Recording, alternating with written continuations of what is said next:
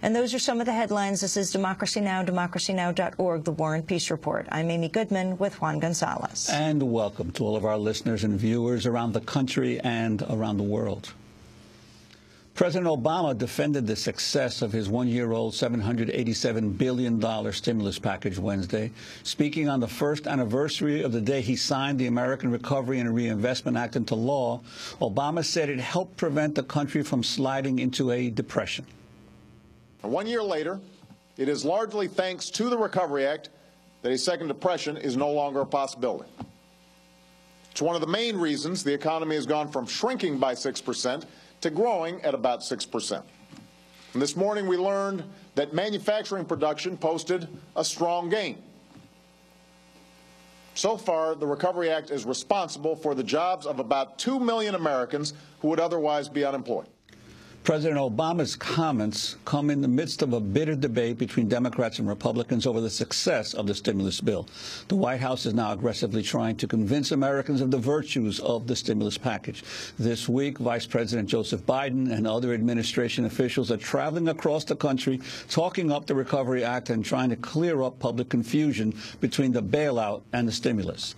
On Wednesday, Obama also acknowledged the limited success of his stimulus package in tackling rising unemployment.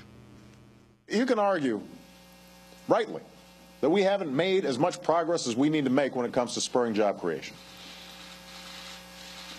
That's part of the reason why the Recovery Act is on track to save or create another 1.5 million jobs in 2010. That's part of the reason why I expect Congress to pass additional measures as quickly as possible that will help our small business owners create new jobs, give them more of an incentive to hire.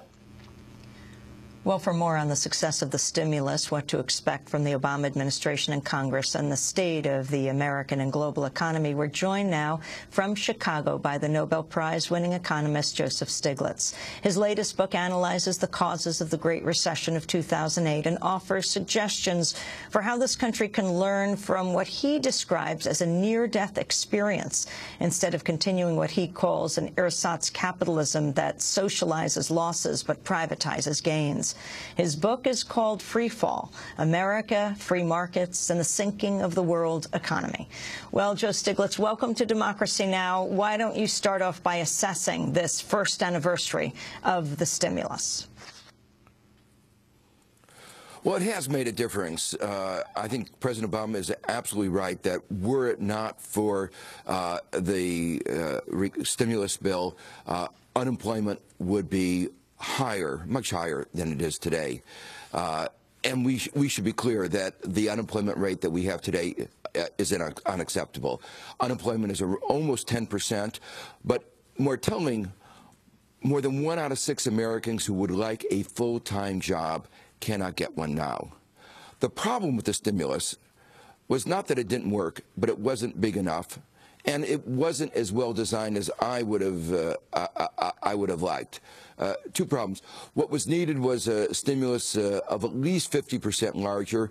Even the president's own economic advisor talked about the need for a $1.2 trillion bill, but unfortunately, President Obama wasn't given that choice. Even before it was presented to him, it was downscaled to a choice between $600 and $800 billion, and he pushed for the larger number. The second problem was that about a third of it is in tax cuts. And with Americans burdened with debt, with the uncertainties in the job market, much of that tax cut went into savings, not into spending. And the nature of a stimulus is you have to spend it. So while the money may have given them more security, may have provided individual benefits, it did not provide the stimulus that, for instance, directing money to help states maintain their universities, schools, teachers would have done. You know, the unusual situation we have today is there are a lot of youth unemployment, but the schools, the universities are being cut back so that they can't use this time to build up their skills. Other countries have really tried to do it much better, try to make sure that at least if you can't get a job, you can get skills that increase your productivity. Well, Joe Stiglitz, isn't there a question in terms of how the administration even tried to sell this bill or to the American public that's created the enormous confusion and the pessimism now among the people in terms of how many jobs were actually created? Because they always talked about saving or creating new jobs, when the reality is that it appears that the bulk of the stimulus basically went to saving jobs, not creating any, obviously, net gains in U.S. employment. Yeah, I agree with you. There were actually two problems in, you might say, marketing. The first is that the administration, at the same time, continued the massive bailout of the banks. And that was a terribly designed measure, where money was poured into the banks that was defended on the grounds that it would restart credit and the flow of credit. It didn't work. There were no restraints, and the fact that as we were pouring money into the banks, they were pouring money out in bonuses, really got the ire of the American people. So that was the first problem. The second one is, as you said, that they talked about this ambiguity of saving or creating, but that was a difficult one to try to explain. The economists call this the counterfactual, what it would have been but for the stimulus. And that's a hard concept to try to explain to people. If we didn't have the stimulus, the unemployment rate would have been even higher. Interesting thing was, part of the problem, the administration was overly optimistic about where the economy was going, which is part of the reason that they didn't have the size of the stimulus that they needed.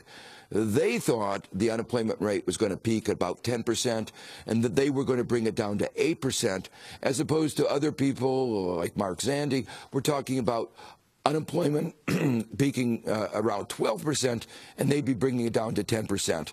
I was among those who were more pessimistic about where the direction of the economy was going, and unfortunately, the bears, people like me who thought that there were real problems, proved to be correct. In that case, Joe Stiglitz, has the White House asked you to join them? No. They have from time to time talked about, advice on particular issues.